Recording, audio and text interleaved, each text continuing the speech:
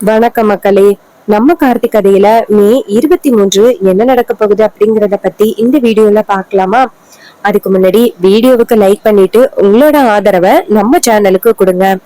என்ன நடக்குது அப்படின்னு பாத்துக்கிட்டீங்கன்னா, நம்ம பாட்டி வந்துட்டு ஹீரோ கிட்ட, ஐயா பேராண்டி, நீ நினைச்ச மாதிரியே எப்படியோ ரேவதிக்கு கோவில்ல அம்மன் சேலைய வாங்கி கொடுத்துட்ட.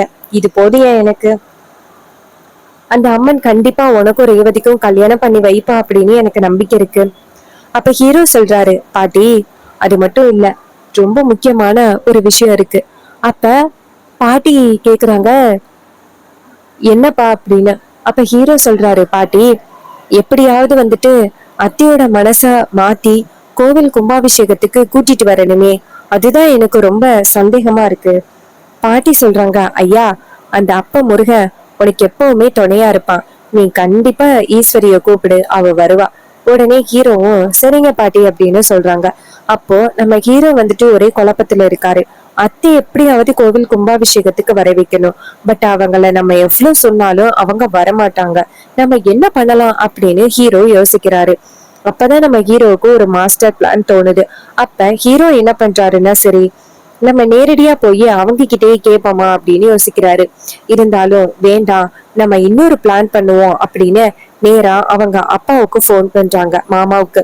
ராஜா போனை ரிட்டர்ன் பண்ணி, மாப்பிள்ள சொல்லுங்க மாப்பிள்ள, நீங்க எப்ப போன் பண்ணுவீங்க அப்படின்னு தான் நான் காத்துக்கிட்டு இருந்தேன்.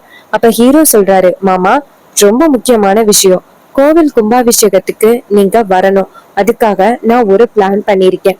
அப்ப அவர் சொல்றாரு, என்ன மாப்பிள்ள சொல்லுங்க, என்ன பிளான் அப்படின்னு. அப்ப ஹீரோ சொல்றாரு, மாமா நீங்க என்ன பண்றீங்க அப்படின்னா, நேரா ரேவதி கிட்ட இந்த விஷயத்த பத்தி சொல்லுங்க. கண்டிப்பா ரேவதி அத்தை கிட்ட கேட்டா கோவில் கும்பாபிஷேகத்துக்கு அவங்க அனுமதிச்சே ஆகணும். உடனே ராஜா சொல்றாரு, ஆமா மாப்பிள்ள, இதுக்கு முன்னாடி நடந்த விஷயத்திலயும் ஈஸ்வரி அப்பா வீட்டுக்கு அனுப்புனானா அதுக்கு ரேவதியோட அந்த ஞாபக மறதிதான் காரணம். சோ கண்டிப்பா அவ மறுபடியும் வந்துட்டு அனுப்புறதுக்கு வாய்ப்பு இருக்கு. சரி மாப்பிள்ள, நான் இப்பவே போய் ரேவதி கிட்ட விஷயத்த சொல்றேன். ரேவதி கண்டிப்பா கோவில் கும்பாபிஷேகத்தை பத்தி தெரிஞ்சா வருவா. அதுக்கு ஹீரோ சொல்றாரு, மாமா நீங்க போயிட்டு அவகிட்ட இந்த விஷயத்த சொல்லிடாதீங்க. ஒருவேளை நீங்க சொன்னீங்க அப்படின்னு அத்தைக்கு தெரிஞ்சிச்சுன்னா கண்டிப்பா அத்தை உங்க மேல கோவப்படுவாங்க. சோ அத்தை உங்க மேல கோவப்படக்கூடாது அப்படின்னா நீங்க சொன்னீங்க அப்படிங்கிற விஷயம் அத்தைக்கு தெரியக்கூடாது. சோ எப்படியாவது ரேவதியோட காதல விழுற மாதிரி ஏதாவது பண்ணணும். உடனே ராஜா சொல்றாரு, மாப்பிள்ள பேசாப்ல ஒரு போஸ்டர் அடிச்சுட்டா எப்படி மாப்பிள்ள? நீங்க என்ன பண்றீங்கன்னா, காலையிலேயே எங்க வீட்டுக்கு முன்னாடி ஒரு பெரிய போஸ்டர் அடிச்சிருங்க. அதுல கோவில் கும்பாபிஷேகம் இதை நடத்துறது யாரு அப்படின்னா சேதுபதி அப்படின்னு அப்பா பேர் எழுதிருங்க. ரேவதி கண்டிப்பா அந்த போஸ்டரை பார்த்தா கோவில் கும்பாபிஷேகத்துக்கு அவ கிளம்பிடுவா. ஈஸ்வரிக்கு வேற வழியே இல்லாம அவளும் கோவில் கும்பாபிஷேகத்துக்கு கிளம்பிடுவா. எப்படி? அப்ப ஹீரோ சொல்றாரு, மாமா இதுக்குதான் மாமா உங்களுக்கு போன் பண்ணணும் அப்படின்னு சொல்றது. கரெக்டா ஒரு ஐடியாவை சொல்லிட்டீங்க. சரி மாமா, நான் கரெக்டா வந்துட்டு எல்லா ஏற்பாடுகளையும் பண்ணிட்டு நான் நேரா அங்க வரேன் அப்படின்னு சொல்லிட்டு அவரு போனை கட் பண்றாரு. அப்புறமா ராஜா வந்துட்டு ரொம்ப சந்தோஷப்படுறாரு.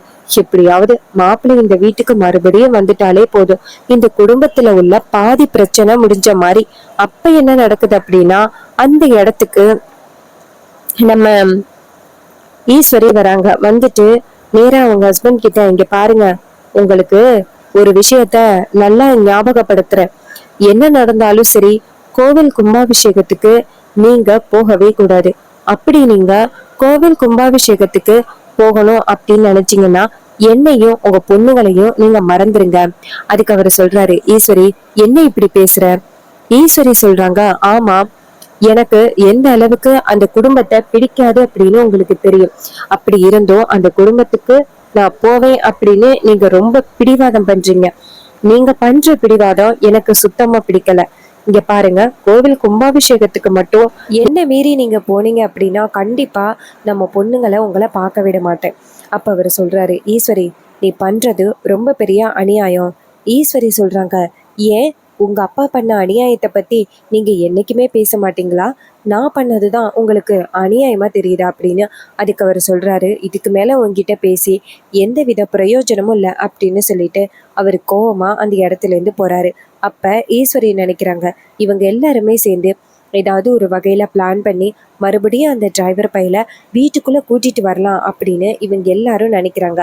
பட் என்ன நடந்தாலும் சரி, நான் கண்டிப்பா அந்த டிரைவர் பையில மறுபடியும் வீட்டுக்குள்ள வரத்துக்கு அனுமதிக்கவே மாட்டேன். அது நடக்கவும் நடக்காது அப்படின்னு நேரா அவங்க நினைச்சிட்டு இருக்காங்க. அப்புறமா மறுநாள் காலை வந்துட்டு நம்ம ஹீரோ வந்துட்டு கரெக்டாக பெரிய போஸ்டராக வீட்டுக்கு எதுக்கு அடித்து வச்சிடுறாரு. அப்போ ரேவதி வந்து எதேச்சியாக வீட்டுக்கு வெளியில் வந்து பார்க்குறாங்க. பார்த்தா பெரிய போஸ்டர் இருக்கிறத பார்த்துட்டு ரேவதி ஷாக் ஆகுறாங்க. அதோட சந்தோஷமும் படுறாங்க. நம்ம தாத்தாவோட தலைமையில் கோவில் கும்பாபிஷேகம் நடக்க போகுதா? ஸோ கண்டிப்பாக வந்துட்டு இந்த வீட்டில் உள்ளவங்க எல்லாருமே போகணுமே. அம்மாவுக்கு இந்த விஷயத்தை பற்றி தெரியாதோ? அம்மா கிட்ட இந்த விஷயத்தை பற்றி உடனே தெரியப்படுத்தணும் அப்படின்னு ரேவதி அங்கேருந்து ஓடி வராங்க. அம்மா அம்மா எங்கே இருக்கீங்க அம்மா அப்படின்னு. அப்போ ஈஸ்வரி சொல்கிறாங்க, சொல்லிடி என்னடியாச்சு, என்னடி வேணும் அப்படின்னு. அதுக்கு ரேவதி சொல்கிறாங்க, அம்மா உனக்கு ஒரு விஷயம் தெரியுமா? வெளியில் வாமா, எல்லாரும் வாங்க, வெளியில ரொம்ப சூப்பரான ஒரு சர்ப்ரைஸான விஷயம் காத்துக்கிட்டு இருக்கு, வாங்க. இவ அப்படி என்ன சர்ப்ரைஸான விஷயம் சொல்ல போறா அப்படின்ட்டு அங்கேருந்து வெளியில வராங்க. வெளியில வந்து பார்த்தா பெரிய போஸ்டர் இருக்கிறத பார்த்துட்டு ஷாக் ஆகுறாங்க. ஈஸ்வரி சொல்கிறாங்க, யார் இந்த போஸ்டரை கொண்டாந்து இங்கே ஒட்டுனது? அப்போ ரேவதி சொல்கிறாங்க, அம்மா நான் அதை சொல்லலைம்மா, அதில் என்ன எழுதி இருக்குன்னு பாரு. தாத்தாவோட கோவில் கும்பாபிஷேகம் வைக்க போகிறாங்களாம். இது எவ்வளோ பெரிய விஷயம் அம்மா. எத்தனை வருஷம் அந்த கோவில் கும்பாபிஷேகம் நடக்காமல் இருந்துச்சு. இப்போது இந்த கல்யாணம் நடக்க போகுது அப்படிங்கிறதுக்காக கோவில் கும்பாபிஷேகத்தை வச்சுருக்காங்கன்னு நினைக்கிறேன். அம்மா நம்ம எல்லாருமே சேர்ந்து அங்கே கோவில் கும்பாபிஷேகத்துக்கு போவோமா? நம்ம போனோம்னா கண்டிப்பாக தாத்தா ரொம்பவே சந்தோஷப்படுவாருமா ஈஸ்வரி சொல்கிறாங்க. ரேவதி, நமக்கு நிறைய வேலை இருக்கு, அங்கே போகிறதுக்கெல்லாம் நமக்கு நேரமே இல்லை. இங்கே பாரு, நம்ம வந்துட்டு கல்யாண வேலைகள் நிறைய இருக்குல்ல, அதெல்லாம் பார்க்கணும். இந்த மாதிரியெல்லாம் கண்ட இடத்துக்கும் போயிட்டு நம்ம நேரத்தை செலவிட முடியாது, சரியா? அப்ப ரேவதி சொல்றாங்க, அம்மா என்னம்மா இப்படி பேசுற? தாத்தாவோட கோவில்மா, அந்த கோவில் கும்பாபிஷேகத்துக்கு நம்ம போய் தான் ஆகணும். நீங்க சரின்னு சொல்லிதான் ஆகணும். இதை கேட்டதும் ஈஸ்வரிக்கு ரொம்பவே அதிர்ச்சி ஆகுது. என்னடா இது, இவ இப்படி பிடிவாதம் பண்றாளே அப்படின்னு ரேவதி கேக்குறாங்க. என்னம்மா எதுவுமே பேச மாட்டேங்கிறீங்க, சொல்லுமா அப்படின்னு. அப்ப ஈஸ்வரி சொல்றாங்க, சரிடி நீ சொன்ன மாதிரியே அந்த கோவில் கும்பாபிஷேகத்துக்கு போகலாம் அப்படின்னு. உடனே வீட்டுல உள்ள எல்லாரும் ரொம்ப சந்தோஷப்படுறாங்க. அப்ப அந்த இடத்துக்கு ராஜா வந்துட்டு, ஈஸ்வரி நீயா சொன்ன கோவில் கும்பாபிஷேகத்துக்கு போகலாம் அப்படின்னு? அதுக்கு ஈஸ்வரி சொல்றாங்க, ஆமா நான் தான் சொன்னேன். எல்லாரும் நாளைக்கு காலையில ரெடி ஆயிருங்க, கோவில் கும்பாபிஷேகத்துக்கு போகலாம் அப்படின்னு. உடனே வில்லி இதை கேட்டுட்டு ஷாக் ஆகுறாங்க. என்னடா இது, அக்கா வந்துட்டு உடனே கோவில் கும்பாபிஷேகத்துக்கு போறதுக்கு உடனே ஒத்துக்கிட்டாலே, இவ ஒத்துக்கிட்டது ரொம்ப பெரிய பிரச்சனை ஆச்சு. ஏன் அக்கா இப்படி முட்டாள்தனமா நடந்துக்கிறா? ஏன் கோவில் கும்பாபிஷேகத்துக்கு போகலாம் அப்படின்னு ஒத்துக்கிட்டா அப்படின்னு டென்ஷன் ஆகுறாங்க. அப்ப ரேவதி வந்துட்டு ரொம்ப சந்தோஷமா அவங்க அக்கா கிட்ட போயிட்டு, அக்கா அம்மா வந்துட்டு கோவில் கும்பாபிஷேகத்துக்கு போகலாம் அப்படின்னு ஒத்துக்கிட்டாங்க, எனக்கு ரொம்ப ஹாப்பியா இருக்குக்கா. கோவில் கும்பாபிஷேகத்துக்கு போயிட்டு செம்ம ஹாப்பியா இருக்கலாம். நம்ம எல்லாருக்கும் என்னென்ன பிடிக்குதோ எல்லாத்தையுமே வாங்கலாம். அதுக்கு ரோகிணி சொல்றாங்க, ஆமா ரேவதி, ரொம்ப நாள் ஆகிருச்சுல்ல நம்ம ஃபேமிலியா கோவிலுக்கு போய் அங்க போயிட்டு செம்ம ஹாப்பியா என்ஜாய் பண்ணலாம் அப்படின்னு சொல்லிட்டு பேசுறாங்க. அப்போ ராஜா வந்துட்டு நேரா ஈஸ்வரி கிட்ட, என்ன ஈஸ்வரி, கோவில் கும்பாபிஷேகத்துக்கு போகலாம் அப்படின்னு ஒத்துக்கிட்ட, நீ இப்படி ஒத்துக்கிட ஆளே கிடையாது. அதுக்கு ஈஸ்வரி சொல்றாங்க, என்ன என் பொண்ணு கிட்ட இந்த விஷயத்தையெல்லாம் சொல்லிவிட்டு எப்படியும் நான் வந்துட்டு ஒத்துப்பேன் அப்படிங்கிற ஒரு நம்பிக்கையில நீங்க என் பொண்ணை தூண்டி விட்டு நீங்க இப்படி வேடிக்கை பாக்குறீங்க அப்படின்னு நல்லாவே தெரியுது. ஆனா கோவில் கும்பாபிஷேகத்துக்கு போய் நான் ஒரு பெரிய பிளான் பண்ண போறேன். அந்த பிளான்ல நீங்க மாட்டிக்கதான் போறீங்க அப்படின்னு. இதை கேட்டதும் மயிலு சொல்றாரு, அதையும் பார்க்கலாம் அப்படின்னு சொல்றாரு. அதுக்கப்புறம் மறுநாள் காலை எல்லாரும் சேர்ந்து கோவிலுக்கு கிளம்புறாங்க. அப்ப மயிலு சொல்றாரு, இந்த விஷயத்த பத்தி சீக்கிரம் வந்துட்டு மாப்பிள்ளை கிட்ட சொல்லணும், நேரா மாப்பிள்ளைக்கு போன் பண்ணுங்க அப்படின்னு. உடனே அவரு சொல்றாரு, ஆமா மாப்பிள்ளை கிட்ட இந்த விஷயத்த சொல்லணும் அப்படின்னு. ஹீரோ போன் அட்டன் பண்ணி நேரா மயிலு சொல்றாரு, மாப்பிள்ள நாங்க எல்லாருமே சேர்ந்து கோவிலுக்கு வரோம், உங்களுக்கு தெரியுமா அப்படின்னு. அதுக்கு ஹீரோ சொல்றாரு, என்ன சொல்றீங்க? அப்ப ராஜா சொல்றாரு, மாப்பிள்ள உங்களோட பிளான் வந்துட்டு சக்சஸ் ஆயிருச்சு. இது சொன்ன மாதிரியே பெரிய போஸ்டர் அடிச்சு வீட்டுக்குள்ள வச்சதோட ரேவதி அந்த போஸ்டரை பார்த்துட்டு, கோவில் கும்பாபிஷேகம் நடக்குதா, அப்ப நான் கண்டிப்பா போவேன் அப்படின்னு வீட்டுல உள்ள ரேவதி ஈஸ்வரி கிட்ட பேசி எல்லாரும் இப்ப கோவில் கும்பாபிஷேகத்துக்கு தான் வந்துகிட்டு இருக்கோம். இதை கேட்டதும் ஹீரோவுக்கு ரொம்ப சந்தோஷமா இருக்கு. இதை கேட்கறதுக்கு எனக்கு ரொம்ப ஹாப்பியா இருக்கு. எப்படியாவது மாமா வரணும் அப்படின்னு நினைச்சேன். இப்ப மாமா மட்டும் இல்லாம குடும்பத்தோட நீங்க எல்லாரும் வரத நினைச்சா எனக்கு ரொம்ப ஹாப்பியா இருக்கு அப்படின்னு சொல்லிட்டு பேசுறாங்க. அதுக்கப்புறம் நம்ம ஹீரோ இருக்காருல்ல, அவரு வந்துட்டு ரொம்ப ஹாப்பியா நேரா அவங்க பாட்டி கிட்ட போயிட்டு இது மாதிரி பாட்டி வீட்டுல எல்லாரும் அத்தை வீட்டுல எல்லாரும் கோவில் கும்பாபிஷேகத்துக்கு வராங்க அப்படின்னு சொல்றாங்க. இதை கேட்டதும் பாட்டி ரொம்ப சந்தோஷப்படுறாங்க. ஐயா, இதெல்லாம் நடக்குமா அப்படின்னு நினைச்சுக்கிட்டு இருந்தேன், நடந்துருச்சு அப்படின்னு. அப்ப ஹீரோ சொல்றாரு, பாட்டி அது மட்டும் இல்லாம இன்னைக்கு ரொம்ப பெரிய ட்விஸ்ட் ஒண்ணு இருக்கு, நீங்க எல்லாரும் பார்க்கத்தானே போறீங்க அப்படின்னு. அப்ப பாட்டி சொல்றாங்க, என்னையா சொல்ற, என்ன ட்விஸ்ட் அப்படின்னு. ஹீரோ சொல்றாரு, பாட்டி அந்த ட்விஸ்ட பத்தி இப்பவே உங்ககிட்ட சொல்ல முடியாது, சோ எல்லாரும் கொஞ்சம் வெயிட் பண்ணுங்க. இதை கேட்டதும் பாட்டியும் சரியா பேராண்டி அப்படின்னு சொல்றாங்க. அப்புறமா ஹீரோ என்ன பண்றாருன்னா நேரா அந்த ஈஸ்வரி வீட்டுல இருந்து வந்திருக்கிறவங்க எல்லாருமே பாக்குறாங்க. ரேவதி வந்து மறுபடியும் எம்டி சாரை பார்த்துட்டு ஷாக் ஆகுறாங்க. இவரு கோவில் கும்பாபிஷேகத்துக்கு வந்திருக்காரு அப்படின்ட்டு பாக்குறாங்க. ரோஹிணி சொல்றாங்க, அடியே எனக்கு என்னமோ இவரு உனக்கு வந்து மாமா முறையில வரும்னு தான் தோணுது, தாத்தாவுக்கு அவரும் பேரன் தான் போல அப்படின்னு. இதை கேட்டதும் ரேவதிக்கு ரொம்பவே ஷாக்கிங்கா இருக்கு.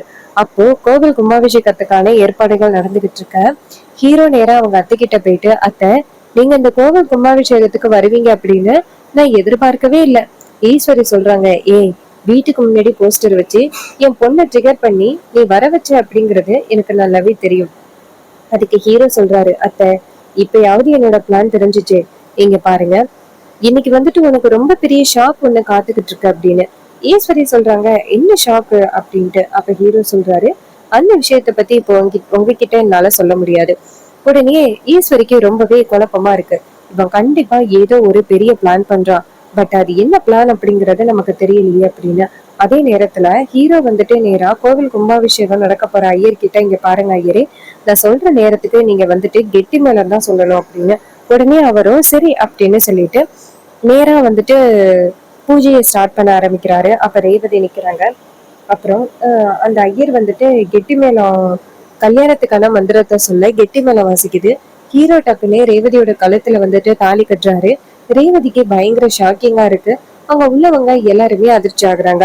பாட்டி இதை பார்த்துட்டு ரொம்ப சந்தோஷப்பட்டு அங்க இருக்கிற பூக்களை எடுத்து ரேவதி கார்த்தியோட தலையில வந்து பூ தூவுறாங்க. இதை பார்த்துட்டு நம்ம ஈஸ்வரிக்கு ரொம்பவே அதிர்ச்சியா இருக்கு. இப்படி நம்மளை வர வச்சு இப்படி ஒரு பிளான் பண்ணிருக்காங்களே அப்படின்னு ஈஸ்வரிக்கு ரொம்பவே அதிர்ச்சியா இருக்கு.